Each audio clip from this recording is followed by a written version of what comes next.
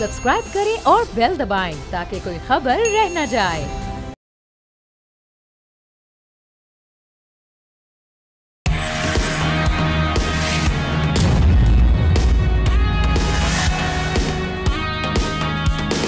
अस्सलाम वालेकुम नाजरीन, आप देख रहे हैं न्यूज़ पंच। मैं हूं आमना खटाना।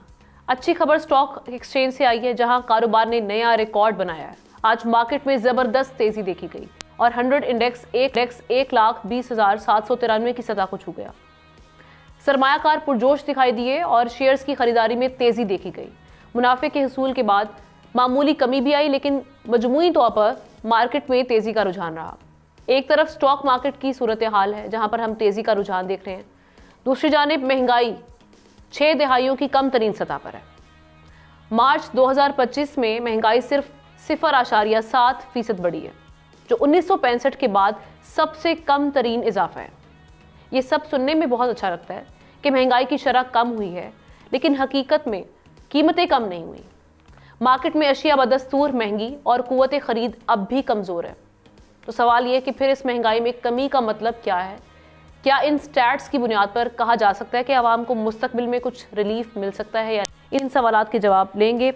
हमारे साथ सीनियर एनालिस्ट एहतशामुल हक साहब हैं, उनके साथ हमें ज्वाइन किया है director board of Pakistan stock exchange Ahmed Chinoy साहब ने।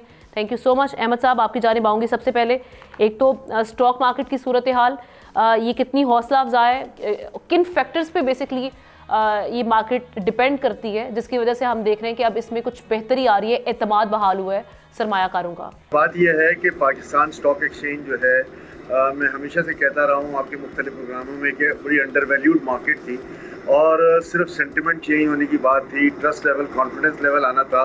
अल्हम्दुलिल्लाह वो ट्रस्ट लेवल, कॉन्फिडेंस लेवल आप देख रहे हैं कि हमने 50,000 पॉइंट से जो है वो 1,18,000 पॉइंट तक लेकर आए और उसमें मार्केट की जो एक्चुअल वैल्यूज़ हैं वो आना शुरू हो गई। अब भी मैं समझता हूँ कि मार्केट में डेप्थ बहुत है, पाकिस्तान स्टॉक मार्केट में बड़ी गुंजाइश मौजूद है। लोग अगर सोच समझकर और एक ट्रस्ट लेवल और कॉन्फिडेंस लेवल को देखते हुए इन्वेस्टमेंट करें तो जो अर्निंग्स आ रही हैं वो बहुत अच्छी आ रही हैं, चाहे वो साल भर की अर्निंग्स हो, चाहे 6 महीने की अर्निंग्स हो, चाहे क्वार्टर की अर्निंग्स हो। इसका मतलब है कि बाय अंदाज जो हमारा कॉर्पोरेट सेक्टर है, जो इंडस्ट्रियल सेक्टर है, वो बेहतर परफॉर्म कर रहा है और उसकी वजह से उसकी अर्निंग्स भी हैं। नो डाउट कि हमारे यूटिलिटी चार्जेस, हमारी दूसरे चार्जेस, इंफ्रास्ट्रक्चर चार्जेस बहुत ज़्यादा महंगे हो गए थे और उसकी वजह से जो जीडीपी ग्रोथ है, जो मज़ीद इंडस्ट्रीज़ लगने की रफ्तार थी, वो बहुत स्लो हो गई थी। लेकिन अब लोगों का एक ट्रस्ट लेवल, कॉन्फिडेंस लेवल आ रहा है।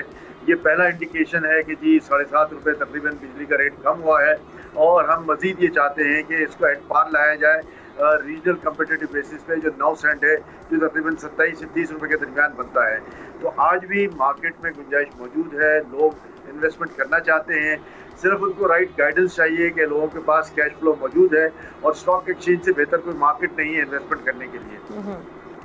बिल्कुल ठीक है। एहतशाम साहब का भी इस पे मैं टेक लूँगी, उसके बाद हम इन्फ्लेशन की जानिब बढ़ते हैं। एहतशाम साहब, आप कैसे देख रहे हैं स्टॉक एक्सचेंज की सारी सूरत हाल को? और मैं देखें, इस वक्त सारी दुनिया में, हमारे रीजन में भी सारी दुनिया में कहा जा रहा है कि लोगों के पास इतना पैसा है कि कोई हिसाब नहीं। वो चाहते हैं कि इन्वेस्टमेंट की उनको अपॉर्चुनिटीज़ जिस मुल्क में जाएं वो जाने के लिए तैयार हैं। और असल मसला यही है कि जो बार बार बात आती है कि जब ये टैरिफ्स हैं, अब ये अपना क्या कहते हैं, ट्रंप साहब के बाद और भी मुश्किलात होंगी। तो हमारे रीजन में देखें ना, अभी खाली अगर हम बिजली को सिर्फ ले लें तो अभी ये 2024 की ये रिपोर्ट है इंटरनेशनल एटॉमिक एनर्जी कमीशन की। वो कहती है कि भारत में 6.3 सेंट के ऊपर पर अपना बिजली मिल रही है फ़ी किलोवाट, चीन में 7.7 सेंट पे, यूरोपियन यूनिट में 11.5 सेंट पे और पाकिस्तान में 13.5 सेंट पे ये मिल रही है बिजली, और भारत और बांग्लादेश से आज भी ज़्यादा है। देखिए हम ना, ये मेजर एक चीज़ है बिजली। देखें ना, बिजली और गैस की फराहमी अगर अपने इंडस्ट्री को देते हैं, चनाय साहब ठीक कह रहे हैं। देखिए बात है कि ये लोगों का एतमाद हासिल करना, हुकूमती पॉलिसी पे एतमाद का ज़्यादा से ज़्यादा आएगा जब, तो फिर लोग इन्वेस्टर हमारे मुल्क में आएंगे। और दूसरी बात है कि बाय द वे नेपरा ने नोटिफिकेशन इशू कर दिया और ये अमेजन में रखना चाहिए, हम ना ये 3 माह के लिए है।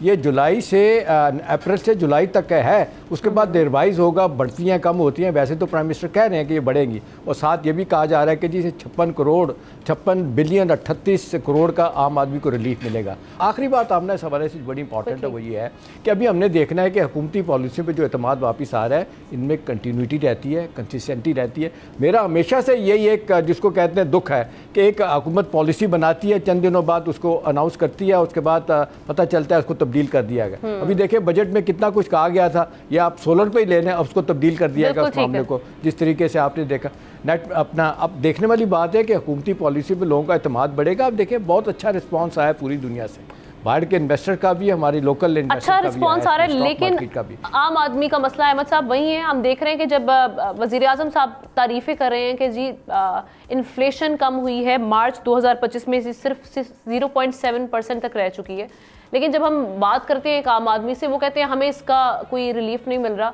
या हमें इसका असर दिखाई नहीं दे रहा। तो बेसिकली अगर हम सीपीआई की बात करें, जिसमें इन्फ्लेशन को देखा जाता है, उसकी शरह देखी जाती है, तो उसमें अगर हम एजुकेशन की बात कर लें तो 3.8% वहाँ पर उसका शेयर है। हेल्थ सेक्टर का भी हम देख रहे हैं वो बहुत कम है। तो आपकी ये दोनों शोबे जो हैं, ये एक आम आदमी बड़े महंगे पड़ते हैं, क्योंकि हमें पता है सरकारी जो मामलात हैं सरकारी सतह पर किस तरह के हॉस्पिटल्स हैं या हेल्थ सहूलियात किस तरह की हैं, एजुकेशन की कैसी हैं। तो आप क्या समझते हैं कि ये जो इन्फ्लेशन वाला ये सिर्फ परसेप्शन है, बेसिकली आम आदमी को किस तरह से रिलीफ मिलेगा फिर? देखिए आपकी बात बिल्कुल ठीक है, यहाँ पर 0.7% इन्फ्लेशन के साथ भी जो है वो आम आदमी को कोई रिलीफ इसलिए नहीं है कि जो हमारा कोर इन्फ्लेशन है वो आज भी जो है वो 7-8-9% के दरमियान जो है वो रिवॉल्व होता है। तो ये जो 7-8-9% है ये हमेशा लोगों के लिए जो है वो एक मैं समझता हूँ मुश्किल मरहला होता है। और दूसरी सबसे बड़ी बात यह है कि देखें हमारी बिजली कम हो जाती है, हमारे कोयले के प्राइसेस कम हो जाते हैं, हमारी गैस की प्राइसेस अगर कम हो जाती है, तो मैं ये सवाल करता हूँ कि दुनिया भर में कोल जो है वो आधे प्राइस पर हो गया। जो हमारी सीमेंट इंडस्ट्री है उसको आधे प्राइस पे कोल मिल रहा है। लेकिन मेरा सवाल ये है कि क्या इस पूरे अरसे के दरमियान सीमेंट की बोरी में कोई 1 रुपया भी कम हुआ? तो ये नहीं हुआ। तो ये जितना भी बेनिफिट है ये अनफॉर्चुनेटली इंडस्ट्रीज जो हैं वो अपने पास ले लेती हैं। उनके आप स्टॉक रेवेन्यू फिगर्स देखें तो वो एग्जॉर्बिटेंट होते हैं। इतने अच्छे रेवेन्यू जनरेशन के साथ उनको तो अच्छा नफ़ा मिलता है, लेकिन आम आदमी को जो है वो इसका फ़ायदा नहीं मिल पाता। गवर्नमेंट को ये चाहिए कि इस पूरे उसमें माहौल में जहाँ प्राइसेस कम होती हैं वहाँ इसकी बड़ी सख्ती से मॉनिटरिंग भी करें कि अगर आपको रॉ मटेरियल कम मिल रहा है, अगर आपको बिजली के प्राइसेस कम मिल रही है, अगर गैस के प्राइसेस रिवाइज हो जाते हैं, तो मैं समझता हूं कि उसका फिर डायरेक्ट इम्पैक्ट जो है वो आम आदमी पर आना चाहिए, ताकि उसकी कुव्वत खरीद जो है वो बेहतर तरीके से बढ़ सके। और इस पे हमें कंसंट्रेशन की ज़रूरत है। इंडस्ट्रियलिस्ट तो अपना मुनाफा, अपना एडवांटेज जो है वो गवर्नमेंट से मुख्तलिफ सूरतों में ले जाता है, और वो यही होता है कि मईशत बंद हो जाएगी, फैक्ट्रियां बंद हो जाएंगे, हजारों लोग बेरोजगार हो जाएंगे। लेकिन मैं ये समझता हूँ कि इन सब के पीछे जो है वो ये भी देखना है कि उनकी अपनी प्राइस लेवल क्या है, और ये काम गवर्नमेंट का है कि लेकिन चले अभी जो बिजली प्राइसेस कम होना, इससे आगे चल के असरात जो हैं वो आम आदमी महसूस कर सकेंगे, जो कि एक अच्छा साइन भी है। Thank you so much Ahmed Chinoy साहब हमारे साथ मौजूद थे इस पर बात करने के लिए। अपनी अगली स्टोरी की जानिब बढ़ते हैं। जब से दरियाए सिंध पर 6 नई नहरों की तामीर का ऐलान हुआ है, सिंध में एहतजाज शुरू हो चुका है। वज़ीर आला सिंध ने वाज़े किया है कि सिंध हुकूमत किसी भी कीमत पर केनाल मंसूबा तस्लीम नहीं करेगी। उन्होंने वज़ीर आज़म शहबाज शरीफ से मुतालबा किया है कि वो फौरी तौर पर इस मंसूबे को वापस लेने का ऐलान करें। पीपल्स पार्टी का मौक़िफ़ वाज़े है कि ये मंसूबा सिंध के पानी पर कब्जा है और वो अपनी हुकूमत की कुर्बानी देने को भी तैयार है, मगर केनाल मंसूबे को नहीं चलने देंगे। ये दरियाए सिंध से 6 नई नहरें निकालने का एक मेगा प्रोजेक्ट है नाजरीन, जिसका मकसद पंजाब, पख्तूनख्वा, बलूचिस्तान के ज़रूरी इलाकों को पानी फराहम करना है। लेकिन सिंध हुकूमत को खदशा है कि इससे सूबे में पानी की किल्लत मजीद संगीन हो जाएगी। क्या वाकई ये मंसूबा सिंध के पानी के हुकूक पर ज़र्ब है? क्या वफाकी हुकूमत पीपल्स पार्टी के दबाव में इसे तर्क कर देगी या अमल होगा? और क्या पीपल्स पार्टी का दबाव हकीकी दबाव है, या जिस तरह से एक परसेप्शन पाया जाता है कि पीपल्स पार्टी अंदर खाते हम देख रहे हैं कि उनके साथ इस मामले पर उनको सपोर्ट कर रहे हैं, ये भी एक शकूक व शुबहात पाए जाते हैं। इसी हवाले से बात करते हैं, एहतशामुल हक साहब का तज्जिया लेते हैं। एहतशाम साहब, आप कैसे देख रहे हैं पीपल्स पार्टी का जो स्टांस है इस पर? कुछ यहाँ की जो ऑपोजिशन पार्टीज हैं सिंध की, उनका ये मानना है कि ये सिर्फ अल्फाज की हद तक है। Basically peoples party on board है और सदर ज़रदारी पर इस हवाले से बड़ी तनकीद आ रही है कि खुलकर अपना वो इस पर वो वाज़े नहीं कर रहे कि उनका बयानिया क्या है इस पर। लेकिन कनाल इशू पर सीएम मुराद साहब आज ये कह रहे हैं कि पीपल्स पार्टी के खिलाफ प्रोपेगेंडा किया जा रहा है इस मामले पर। कैसे आप इसका तज्जिया करेंगे?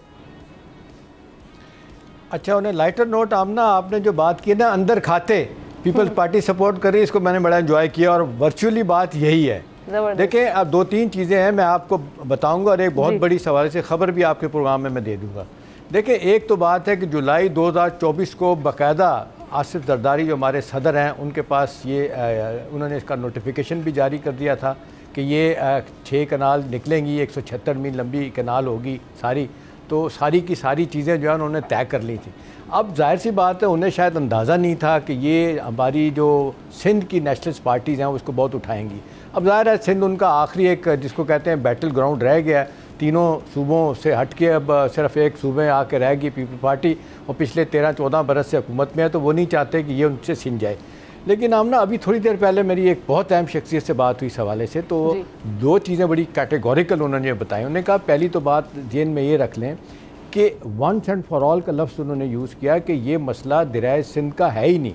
वो कहते हैं जो तय किया गया है, हम दरियाए सिंध से कोई कनाल नहीं निकाल लें, दरियाए चनाब से वो कह रहे हैं कनाल निकाली जाएंगी जो पंजाब में है, और वो कह रहे हैं कि उसको निकालने के बाद हेड सुलेमानकी पे ये पहला ये प्रोजेक्ट इसका शुरू होगा, और फिर कह रहे हैं कि हमने इसको तय किया है कि हम ये बड़े बड़े जिसको कहते हैं टोटल मंसूबा तो कहा जा रहा है ना ग्रीन पाकिस्तान इनिशिएटिव का, वो $3.3 बिलियन का है, ये $783 मिलियन का ये प्रोजेक्ट जो है वो कहते हैं इसको हम छोटा कर रहे हैं, हम इसको एक्नेक में यानी executive committee of the national economic council में हम नहीं लेके जाएंगे, क्योंकि वो बड़े प्रोजेक्ट चली होती है तो छोटे छोटे मंसूबे हम यहाँ से बनाएंगे। और ये हमें पता है सेंसिटिविटी क्या है सूबे की और पाकिस्तान की भी, इससे पहले हम भुगत चुके हैं। कालाबाग डैम पे भी अगरचे वो बन जाता तो हमारी बहुत बड़ी मुश्किलात ख़त्म हो जानी थी। लिहाजा ये कहते हैं कि जी ये तो तय हो गया कि वहाँ से हम कोई भी पानी उनका नहीं ले रहे। दूसरी बात तो बात कह रहे हैं कि जी एक बात यह है कि इसको सियासी इशू बनाने के बजाय ये क्यों नहीं तय कर लिया जाता, कहा जाता है कि इस हवाले से टेलीमेट्री सिस्टम जो है ना वो हम लगा दें कि किस सूबे को कितना पानी जा रहा है। ये जो आपका 1991 का वाटर रिकॉर्ड है, वाटर अपॉर्चनमेंट अकार्ड, उस पर पता चल जाएगा। लेकिन वो कहते हैं कि ये टेलीमेट्री सिस्टम लगता है तो फिर वो लोग सबाइयत हक के मामले को कैसे उठाएंगे, इस पर सियासत कैसे करेंगे। तो ये बात आमना बड़ी कन्विंसिंग लग रही है क्योंकि ये इन्होंने करना ही करना है। अब जो तय किया गया है, देखिए ना 50 लाख एकड़ ज़मीन को सरसब्ज़ करना है, इस हवाले से जो GCC कंट्रीज़ हैं जिसमें UAE, सऊदी अरब और बाकी मालिक हैं, उन्होंने बड़ा वाज़े तौर पे कहा है कि हमारी कैटल्स के लिए हमें यहाँ से चारा चाहिए, वो $बिलियन का चारा होगा जो पाकिस्तान उनको मुहैया कर सकता है। तो ये ना सिर्फ पूरे एरिया को डेवलप करेगा, रूरल आबादी को फ़ायदा पहुँचाएगा, और कहा जा रहा है कि 50 लाख एकड़ पे हर एकड़ के ऊपर वो कहते हैं एक जॉब निकलेगा। तो इतनी जॉब क्रिएशन होगी। और फिर ये कि पानी अगर हमारा जो ज़ाया हो रहा है, दिए हमारे प्रोग्राम में ये हुकूमत क्लैरिटी के साथ क्यों नहीं आ रही कि अगर ये दरियाए चनाब से पानी आप कह रहे हैं कि वहाँ से नहर निकाली जाएगी, तो ये क्लैरिटी के साथ तो गवर्नमेंट को आना चाहिए। ये जो हम देख रहे हैं कॉन्ट्रोवर्शियल इस वक्त मामला बना हुआ है जिसपे सिंध की हम देख रहे हैं कि जो अपोजिशन जमातें हैं वो बड़ी मुश्तिल हैं और एहतजाज भी कर रही हैं। फिर सिंध हुकूमत भी इस मामले पर बारहा हम देख रहे हैं कि आके उनको क्लियरेंस इस हवाले से क्लैरिटी देनी पड़ रही है कि हम इस मामले को सपोर्ट या फेवर नहीं कर रहे। तो फिर वफाकी हुकूमत इससे खामोश क्यों है? बड़ा अच्छा सवाल है आपका। देखिए इस हवाले से तो ओनस तो है वो पीपल्स पार्टी के ऊपर है।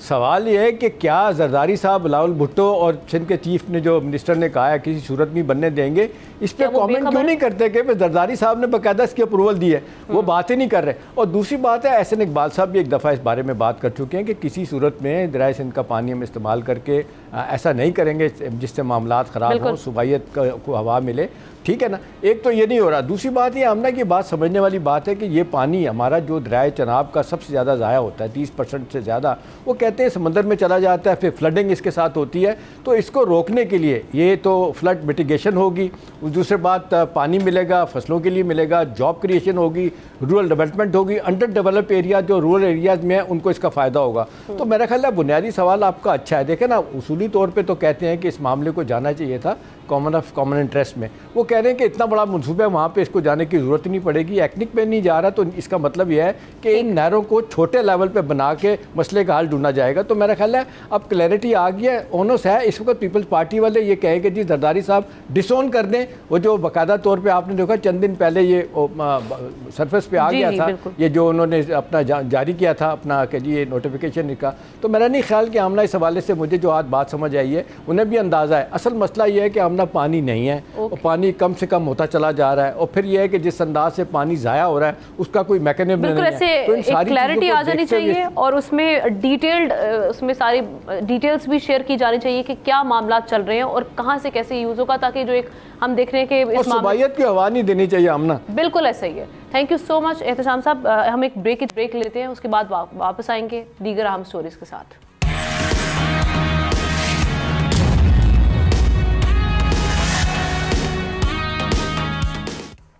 Welcome back. अगली स्टोरी की जानिब बढ़ते हैं नाज़रीन। सिंध बिल्डिंग कंट्रोल अथॉरिटी की मुतनाज़ तरमीम ने शहर के मुस्तकबिल पर सवालिया निशान लगा दिया है।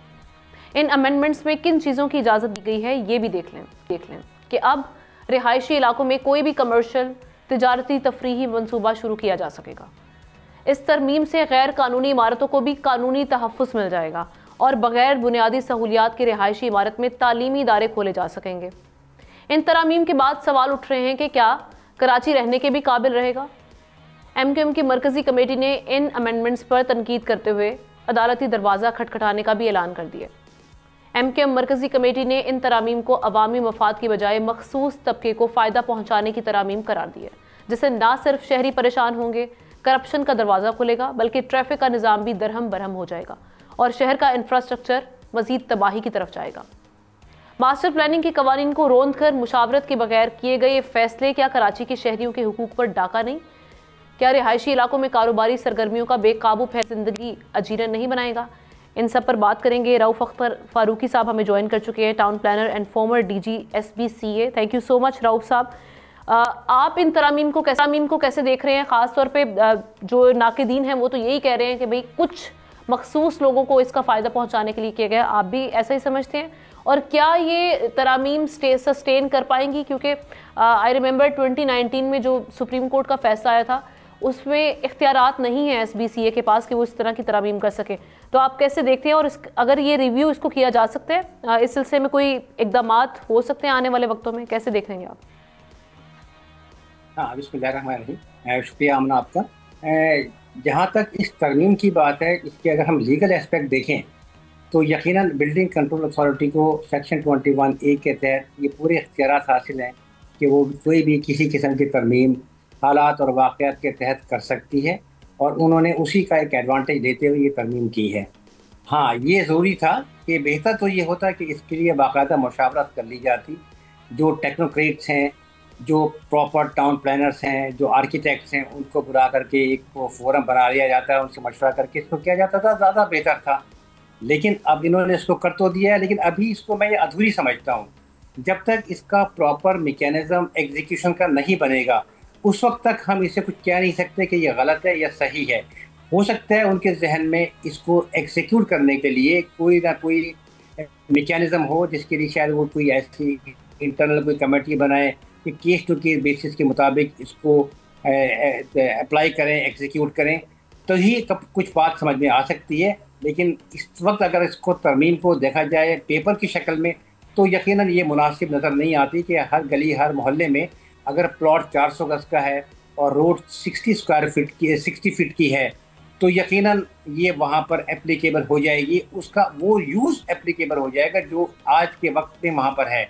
इसका मतलब अभी हम ये नहीं कह सकते कि वो कमर्शियल कन्वर्ट हो जाएगी, बल्कि हम ये कह सकते हैं कि वो यूज़ जिस वक्त तक वहाँ पर अवेलेबल है वो यूज़ उसको जो है लीगलाइज या रेगुलराइज उस वक्त तक कर देंगे जब तक वहाँ पर वो इस्तेमाल में चल रही है। इसको देखने की मजीद ज़रूरत अलबत्ता और होगी। ये मेरा अपना तो ओपिनियन यही है। इस वक्त देखने के बाद जब तक जी जी जी, हाँ आप कुछ कह रही हैं। राउफ साहब, अभी जो हम इसके पॉइंट्स देख रहे हैं उसमें तो जो मामलात हैं, गैर कानूनी रेस्टोरेंट्स को ये कानूनी हैसियत देना, फिर उसके बाद हम देख रहे हैं कि 60 फीट की सड़कों पर कमर्शियल मंसूबे बनाना, ये इस पे ट्रैफिक जैम के मसाइल हम ऑलरेडी देख रहे हैं कराची में हैं। दुनिया के हम देख रहे हैं कि बदतरीन शहरों में आता है रिहाइश के हिसाब से कराची, उसका इंफ्रास्ट्रक्चर हमारे सामने ही है, बहुत से मसाइल हैं। तो आपको बिल्कुल आपकी जो एप्रीहेंशन है बिल्कुल सही है, इसमें कोई आपने गलत बात ऐसी नहीं की जिसको आप गलत तरीके से समझ रही हैं उसको। इसका ऑन फेस ऑफ इट इसका जो इंटरप्रिटेशन है वो यही नजर आता है। और दूसरा, ये फुल टाइम कमर्शियल नहीं होगा, उसका वो यूज कमर्शियल होगा। लेकिन ये जो ट्रैफिक के मसाइल हैं बिल्कुल बढ़ेंगे, उसका जो मैकेनिज्म है, जो नेबरहुड है वो बहुत ज़्यादा ख़राब होगा, इफेक्ट होगा। ये कहाँ एप्लीकेबल होगा, किस या बिल्डिंग कंट्रोल के जो इस वक्त ऑफिस बेरर्स हैं, खासतौर से जो डायरेक्टर जनरल जिन्होंने इसको इम्प्लीमेंट किया है, उनसे बात अगर की जाए, उनका जहन पढ़ा जाए कि वो क्या करना चाह रहे हैं। लेकिन जो नज़र आता है, जो पेपर उन्होंने आउट किया है, जो नोटिफिकेशन आउट किया है, उसके मुताबिक 400 गज और 60 फुट तक के लिए ये एक अच्छा खासा कियोस्क क्रिएट करेगा। ट्रैफिक के मसाइल बहुत बढ़ेंगे, पार्किंग का मसला बिल्कुल बढ़ेगा। इसको जब ये अमेंडमेंट्स की जा रही थी तो तमाम स्टेक होल्डर्स को इस पे ऑन बोर्ड क्यों नहीं लिया गया? यहाँ से भी फिर हम देख सकते हैं कि क्वेश्चन तो रेज होंगे। दूसरा, ये जो मैंने आगाज में जिक्र किया 2019 में जो सुप्रीम कोर्ट का फैसला था, उसमें जुरिस्डिक्शन नहीं है SPCA की कि वो मास्टर प्लानिंग कर सके। तो ये वहाँ पे भी हम देख रहे हैं कि उस तजावुजात उनके इख्तियारात नहीं है जिसे तजावुज किया गया है उनकी जानिब से। देखिए, दो चीजें इसमें देखने की होती हैं आमना, कि एक तो ये कि जुरिस्डिक्शन है या नहीं है। अगर तो सुप्रीम कोर्ट ने ये कहा है कि इनकी जुरिस्डिक्शन ही नहीं है मास्टर प्लानिंग करने के, तो this is not a master planning. ये रेगुलेशन के अमेंडमेंट्स है जो आज तक डॉक्यूमेंट्स में उनके बुक्स ही करेंगे इस इख्तियार को सेक्शन 21A के। उस वक्त तक तो ये उनके पास इख्तियार रहेगा कि उसको जिस तरीके से चाहे अमेंडमेंट कर दें। लेकिन ये ज़रूरी होता है कि हालात और वाक़यात के तहत उसमें मशवरा लिया जाए, मुशावरत की जाए टेक्नोक्रेट्स की, उसके बगैर ये चीज़ें नहीं होनी चाहिए। लेकिन एज ऑन टुडे रेगुलेशन को अमेंड करने की उनके पास इख्तियारात सेक्शन 21E के तहत और सिंध बिल्डिंग कंट्रोल ऑर्डिनेंस के सेक्शन 4 और 4A के तहत इनके पास मौजूद हैं। ठीक है, thank you so much Rauf Akhtar sahab, हमारे साथ मौजूद थे। Our next story is from India. वहाँ पर हम देख रहे हैं कि अफसोसनाक खबर आई है, जहाँ सेक्युलर तंजीमों, मुस्लिम जमातों और अपोजिशन पार्टियों की तरफ से शदीद मुखालफत के बावजूद मोदी गवर्नमेंट ने मुतनाज़ वक्फ तरमीमी बिल लोकसभा से मंजूर करा लिया। इस बिल की मंजूरी को मुसलमानों से उनका आईनी हक छीनने के मुतरादिफ करार दिया जा रहा है। एक्सपर्ट्स इसे मुसलमानों को मजीद कमज़ोर करने की साजिश करार दे रहे हैं। पहले 3 तलाक पर पाबंदी, फिर शहरियत कानून और अब वक्फ तरमीमी बिल, और इसके बाद यकसा सिविल कोड की कोशिशें। मोदी गवर्नमेंट एक एक करके ऐसे कवानीन बना रही है जो मुसलमानों को उनके मजहबी, समाजी और मुआशी हुकूक से महरूम कर रहे हैं। वक्फ एक्ट में तरमीम के बाद अब मुसलमानों की अरबों की जायदादें हुकूमत के हवाले की जा सकेंगी। दूसरे अल्फाज में मसाजिद, मदारिस, कब्रिस्तान, यतीम खाने सब निशाने पर आ जाएंगे। भारत में मुसलमानों की जान, माल, आबरू पहले भी महफूज नहीं है। इस बिल की मंजूरी के बाद क्या भारत में मुसलमान दूसरे दर्जे के शहरी बनकर रह जाएंगे? इसके असरात क्या होंगे और क्या ये बिल सस्टेन कर पाएगा? इस हवाले से बात करते हैं हामिद खान अल-मशरिकी साहब, इंटरनेशनल अफेयर्स एक्सपर्ट, उन्होंने हमें ज्वाइन किया। Thank you so much Hamid साहब, कैसे देख रहे हैं इस बिल को? क्योंकि ये कहा जा रहा है कि मुल्क गिर तहरीक शुरू की जाएगी all India Muslim person law board की जानिब से। इसके अलावा तमाम अपोजिशन जो पार्टीज हैं वो उसे कंडेम भी कर रही है, इसकी मुखालिफत भी कर रही है। तो ये सस्टेन कर पाएगा और इसके असरात किस हद तक होंगे? जी बिल्कुल आमना, बड़े ही इंतहाई अफसोसनाक बिल है, मुस्लिम दुश्मनी पर मबनी बिल है। और जिस तरह मोदी हुकूमत फस्तायत दिखा रही है कि आप देखिए कि 3 तलाकों के ऊपर क्या इन्होंने कानून पे मुसलमानों का जो मजहबी है जज्बात उनको ठेस पहुंचाई, उसके बाद शरई हैसियत की जायदाद पे सवाल उठाया बुर्का के ऊपर, और फिर अब ये जो वक्फ अमलाक बोर्ड के हवाले से जो मुसलमानों का जो अरबों खरबों की जायदादें हैं उनके ऊपर सरकारी तहवील में लेने की इजाजत और उसके ऊपर ये जो सारी कानून साजी है, इस पे बड़े सगीर पूरे के अंदर एक बड़ी मैं समझता हूँ कि तहफ़्फ़ुज़ात हैं, बड़ी परेशानी है। और खुद इंडिया के अंदर जमीयत उलमा इस्लाम हिंद, असदुद्दीन अवैसी और बहुत सारी मुसलमान तंजीमों के अलावा एमनेस्टी इंटरनेशनल और जो दूसरी सेकुलर जमातें हैं, उन्होंने भी इसके ऊपर तहफ़्फ़ुज़ात और एहतजाज का ऐलान किया है।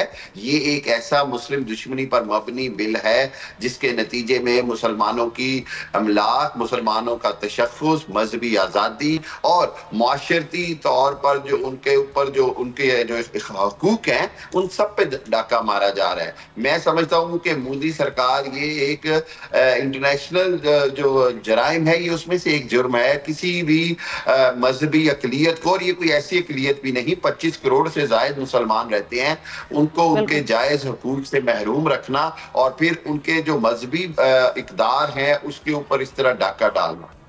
लेकिन अभी हम देख रहे हैं कि जो वहाँ पर सेक्युलरिज्म का दावा करने वाली बाकी पार्टीज है, जिनमें जनता दल यूनाइटेड पार्टी है और तेलुगु देशम पार्टी है, इन दोनों की बैसाखियों पर ये बीजेपी खड़ी है इस वक्त, इसकी हुकूमत।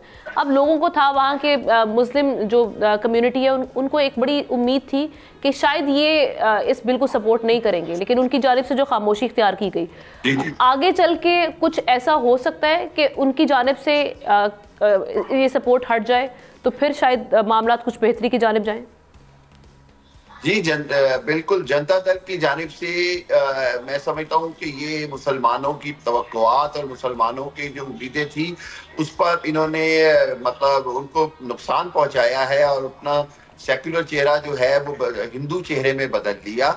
मैं ये समझता हूँ कि हर हालत में इसका एहतजाज किया जाना चाहिए और बिल्कुल इसके ऊपर सुप्रीम कोर्ट का दरवाजा भी खटकाना पड़ेगा। गो कि इंडिया की अदालतें भी मोदी की जो है वो जुबान बोलने लग गई हैं, चाहे वो बाबरी मस्जिद का फैसला हो, चाहे वो बुर्का के ऊपर हो, चाहे वो 3 तलाक हो, कर्नाटक हाई कोर्ट हो, तो अदालतें बिल्कुल सर पूरा निजाम वहाँ पर हाईजैक है, वो चाहे मीडिया हो, जहाँ वहाँ पे हम जुडिशियल सिस्टम उनका देखें। अब जो सारी सिचुएशन बनी है, जिस तरह से बीजेपी कमजोर करने की कोशिश करी वहाँ पे माइनॉरिटीज को, अगर ये माइनॉरिटीज की तहरीक जो है, क्योंकि मुख्तलिफ माइनॉरिटीज जो है इस वक्त टारगेट में, और सबसे बड़ी माइनॉरिटी जो है वहाँ पर जमात में अगर हम देखा जाए तो वो मुस्लिम्स हैं, तो अगर ये तहरीक जोर पकड़ती है तो क्या इंडिया खुद कमजोर नहीं हो जाएगा इन रेपरकशन से? क्या इंडिया बेखबर है? देखिए, मैं तो पिछले 10 साल से कह रहा हूँ, बल्कि इससे भी ज्यादा, कि इंडिया की जो टूट फूट है उसकी वजह ही वो जो उनके अंदर जो मजहबी रवादारी खत्म हो गई, सेक्युलर इंडिया का चेहरा बेनकाब हो गया, इसकी वजह से ही आइंदा आने वाले सालों में आप इंडिया को टूटता हुआ देखेंगे। मुख्तलिफ 7 रियासतों में तो मुकम्मल तौर पर तकरीबन आज़ादी की सूरत हाल है और बगावत मुकम्मल तौर पर कामयाब होती नजर आ रही है। बांग्लादेश के सदर ने बड़ा वाज़ेह चाइना में पैगाम भी दिया पूरी दुनिया को, और इसी तरह सिख के खिलाफ जो कुछ हुआ, किसानों के खिलाफ जो कुछ हुआ, और 25 करोड़ से ज्यादा मुसलमानों के साथ जो कुछ हो रहा है, ये खुद इंडिया अपनी ही हिंदुत्व पॉलिसियों की वजह से टूट फूट का शिकार होगा। और उसकी वजह सिर्फ यही होगी कि जब आप नाइंसाफी और जुल्म एक हद से बढ़ के करते हैं तो फिर कुदरत का निजाम हरकत में आता है और ये माइनॉरिटीज की तहरीक जो है ये बहुत जोर पकड़ती नजर आएगी। और आप देखिएगा कि आइंदा आने वाले दिनों में खुद इंडियन सरकार को कितनी मुसीबत पड़ेगी। बिल्कुल, वहाँ की जो ऑपोजिशन जमातें हैं वो खुद ये बात कर रही हैं कि जो वहाँ के अंदरूनी मसाइल से तवज्जो हटाने के लिए आपने माइनॉरिटीज को टारगेट पे रखा हुआ है। ये बिल्कुल ठीक है। Thank you so much. Hamid Khan Al-Mashriqi साहब हमारे साथ मौजूद है, इस मामले पर तज्जिया कर लेते हैं। ब्रेक के बाद वापस आएंगे, दीगर स्टोरीज उनको डिस्कस करेंगे।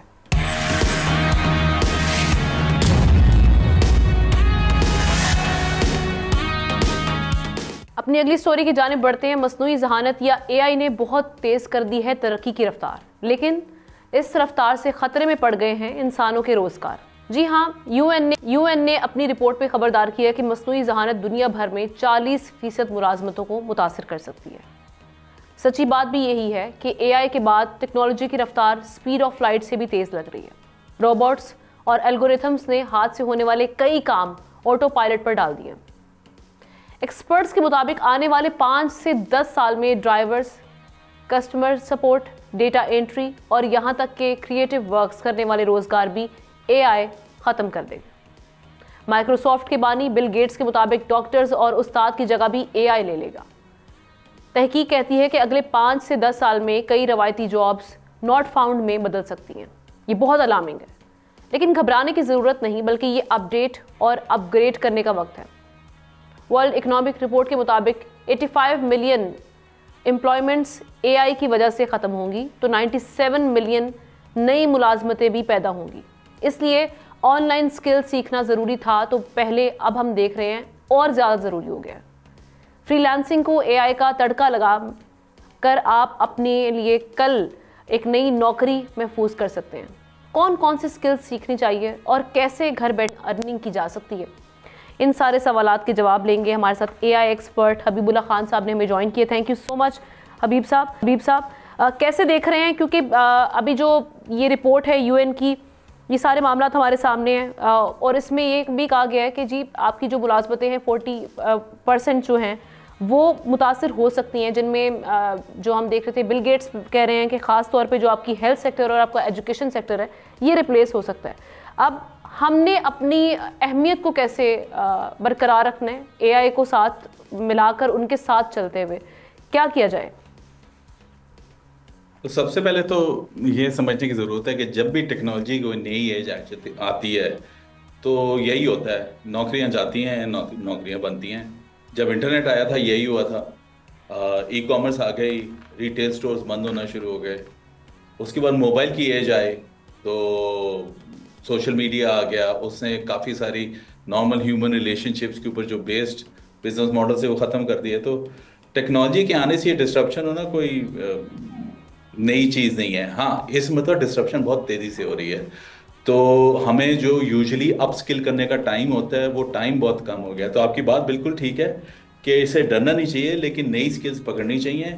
लेकिन ये जो स्पीड ऑफ चेंज है ये इतना तेज़ है कि ये एक्सपेरिमेंटेशन आपको फौरन शुरू कर देनी चाहिए।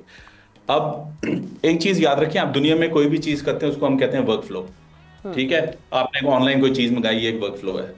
आपने HR में बंदों को रेट करना है कि ये कितने अच्छे हैं, ये एक वर्क फ्लो है। दुनिया में कोई भी चीज़ हो ना, वर्क फ्लो है। AI हर वर्क फ्लो को ऑटोमेट करके इसको बेहतर कर सकती है, लेकिन ये अकेली नहीं कर सकती। आप AI की मदद से कोई भी वर्क फ्लो को सुपर चार्ज कर सकते हैं। तो मैं इतना, यानी कि मैं वो जो कहता है ना डूम एंड ग्लूम नहीं हूँ कि ये बिल्कुल ही तबाहियां मच जाएंगी। मेरे ख्याल से सबसे पहले तो आपको AI के टूल्स का इस्तेमाल करके आप जो भी वर्क फ्लो कर रहे हैं अपनी ज़िंदगी में, अपनी बिजनेस में, आप उसको बेहतर कर सकते हैं। तो पहले तो आपको इस पॉइंट ऑफ व्यू से देखना चाहिए कि जो मैं काम ऑलरेडी कर रहा हूँ वो कौन से AI टूल्स के साथ बेहतर हो सकता है। ठीक है जी, तो ये आपका अप्रोच होना चाहिए, और अगर आप ये अप्रोच लेके चलेंगे तो यू विल बी फाइन। अच्छा, अभी ये तो हम देख रहे हैं बिल गेट्स भी कह रहे हैं कि स्केरी टाइम्स अहेड, ऐसा तो है, लेकिन अगेन हमें से डरने की बजाय इसको कैसे अडॉप्ट करना है ये भी एक अपनी जगह पर सवाल मौजूद है। इसका फ़ायदा एक ये भी है कि हम अपनी 9 to 5 जो जॉब करने वाले लोग हैं वो घर बैठे हुए खुद भी अर्न कर सकते हैं, लेकिन उनकी हेल्प के लिए ख़ास तौर पे जो हमारे ख़वातीन हैं जो घर से काम करना चाहती हैं, वर्क फ्रॉम होम, उनके लिए आप क्या समझते हैं कि ईजीएस्ट क्या है? AI में क्या क्या चीज़ें, क्या क्या ऐसी वो ऐप्स हैं जिनको हम सीखने की ज़रूरत है और वहाँ से हम ईजिली अर्न कर सकते हैं, पैसे बना सकते हैं? तो अब अभी तो मैंने आपको बात की ना कि वर्क फ्लोज की। अब कोई भी वर्क फ्लो जो है ना वो AI से डिस्टर्ब हो सकता है। अब आपने वो देखना है कि वो कौन सा वर्क फ्लो है जो आप आराम से घर से कर सकते हैं। मैं आपको 2 एग्जांपल दे देता हूँ। सबसे पहले अगर आप एडवर्टाइजिंग की मार्केट देखें तो दुनिया में मेरे ख्याल से वो 800 अरब डॉलर, $1 ट्रिलियन की है, कोई इतनी है। तो अगर आपने कोई ऐड बनाना हो, चाहे आप यूनिलीवर जैसा ऐड बनाता है या कोक ऐड बनाता है या जैज ऐड बनाता है, आप देखते हैं टीवी पे, अब आप ये घर बैठे आराम से कर सकते हैं। अब इसमें जो एक समझने की बात है ना कि एक टूल नहीं ये करता, 4-5 टूल इकट्ठे मिल के ना एक वर्क फ्लो करते हैं। अब आपको वो समझना है कि वो 4-5 टूल कौन से हैं और किस ऑर्डर में। तो मैं आपको ऐड बनाने के एग्जांपल दे देता हूँ। सबसे पहले आपको किसी ने कहा कि ऐड बनाना, या आप कहेंगे जी मैं आपके लिए ऐड बनाता हूँ, कोई बंदे हायर करने की जरूरत नहीं, कोई वीडियो प्रोडक्शन हायर करने की जरूरत नहीं है, कोई वीडियो एडिटर हायर करने की जरूरत है। मैं ऐड इस लेवल का बना सकता हूँ कि टेलेनॉर इस्तेमाल कर सके। तो आप पहले करेंगे, परप्लेक्सिटी एक टूल है, उसे आप deep research, perplexity deep research, उससे आप सेक्टर समझेंगे, कस्टमर समझेंगे, प्रोडक्ट समझेंगे, कंपेटिटर समझेंगे, जो हमारा एंड यूजर है उसकी फंक्शनल और इमोशनल नीड्स क्या है आप वो समझ लेंगे। ये आपने समझ लिया, आपको समझ आ गया कि गेम क्या है। फिर एक और टूल उसका नाम है डिस्क्रिप्ट। अब आपने जो समझा उससे फिर आप प्रॉम्प्ट्स यूज करके डिस्क्रिप्ट से एक स्क्रिप्ट लिखवाएंगे। उसने एक स्क्रिप्ट लिख दिया 2 मिनट का।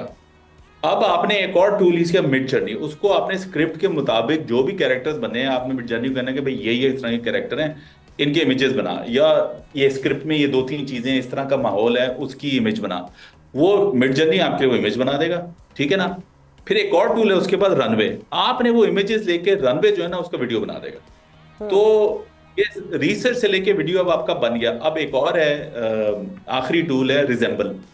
रिजेंबल क्या करेगा कि आपका जो एआई है ना वो वॉइस ओवर दे देगा उसको, जो आपका स्क्रिप्ट है ना वो बोल देगा, और जिस तरह से बोलने आपने, मतलब कि सैकड़ों वेरिएशंस हैं, ग्रफ वॉइस, खातून की वॉइस, सोफिस्टिकेटेड वॉइस, देहाती वॉइस, जो करना करवा लें आप। तो अब अगर 5-6, तो ये चीज समझने की जरूरत है, एक पूरा एआई टूल्स का स्टैक बनता है जिससे आप एक वर्कफ्लो कर लेते हैं। तो ये अब मैंने आपको ऐड बनाने का वर्कफ्लो बना दिया। अब $3-4 लाख के भी लोग आराम से ऐड बनाते हैं पाकिस्तान में भी। वो अब आप जो है ना कोई $100-150 में बना सकते हैं इन टूल्स के पेमेंट्स देके 2-3 हफ्ते में, बस आपको थोड़ी बहुत टेस्टिंग करनी पड़ेगी। तो ये एक है, ये एक तरीका है जो आप कर सकते हैं। अब डिजिटल इंफ्रास्ट्रक्चर की अगर हम बात करें, डेवलपिंग कंट्रीज के लिए बड़ी चैलेंजिंग सिचुएशन होगी आगे जाके, क्योंकि एआई हम देखते हैं कैपिटल को फेवर करता है, लेबर को फेवर नहीं करता। तो इसको किस तरह से देखना चाहिए गवर्नमेंट को खास तौर पे? तो ये तो चलें, ये तो 2 चीजें देखें। बिल्कुल। सबसे पहले तो ये सारे जो आपके टूल्स हैं ये क्लाउड्स में हैं, ठीक है। आपको अपनी इंफॉर्मेशन जो देंगे वो दूसरों के तक पहुंचेगी, इसमें कोई शक नहीं। लेकिन आप कोई नॉर्मल चीज़ कर रहे हैं, जैसे आप एड्स बना रहे हैं या आप दूसरे बिजनेसेस को कह रहे हैं कि मैं आपके लिए लीड्स ला के दूंगा, ये भी बहुत बड़ा बिजनेस है। ये आप आराम से बैठे घर से पाकिस्तान से करते हैं, इसमें कोई फिक्र करने की बात नहीं। ना आपको इंफ्रास्ट्रक्चर की जरूरत है, क्योंकि ये क्लाउड में है। क्लाउड का मतलब है इंफ्रास्ट्रक्चर गोरों का है, आपने सिर्फ उनके साथ डेटा शेयर करना है और सिक्योरिटी उनकी सब कुछ। सिक्योरिटी बहुत बड़ी चीज़ होती है। अब जहाँ तक गवर्नमेंट की बात होगी तो इसमें सिर्फ ये है कि जी हमारा जो कस्टमर है उसका जो स्पेंडिंग का डेटा है ये बड़ा वैल्यूएबल डेटा है। हमारा कस्टमर कर क्या रहा है और उसे अगर वो किसी और के हाथ में आ गया तो हमारे बारे में बहुत सारी चीजें, स्पेशली कोई दुश्मन बन को, वो बहुत सारी चीजें पता कर सकते हैं। सो अब ये हमारा डेटा बहुत क्रिएट होना शुरू होगा, क्योंकि नादरा एक डिजिटल आईडी बनाने जा रही है नई किस्म की। स्टेट बैंक ने रास लॉन्च किया है, वो सारी दुनिया, वो सैकड़ों पेमेंट्स उसके ऊपर हर सेकंड में हो रही होंगी। तो ये सारा डेटा ने ये बाहर नहीं जाना चाहिए और इस डेटा से सिर्फ हमें लर्न करना चाहिए। तो उसके लिए गवर्नमेंट को अपना सॉवरेन एआई इसको कहते हैं एक इकोसिस्टम बनाना चाहिए, जिसमें डेटा सेंटर भी हैं, एक्सपर्ट्स भी हैं, इक्विपमेंट भी है। ये सारा उनको करना पड़ेगा अपनी उस कस्टमर डेटा के लिए जो बहुत वैल्यूएबल है, जो बाहर किसी को नहीं हम दे सकते। ये तो इनको करना पड़ेगा हर हाल में, और ये 9 महीने से 1 साल में आराम से कर सकते हैं। ठीक है, thank you so much. Habibullah साहब मौजूद थे, एआई एक्सपर्ट, इस अहम मामले पर बात करने के लिए। इसके साथ ही नाज़रीन, प्रोग्राम का वक्त खत्म हुआ, चाहता है आपसे इंशाल्लाह कल मुलाकात करते हैं। अल्लाह हाफ़िज़।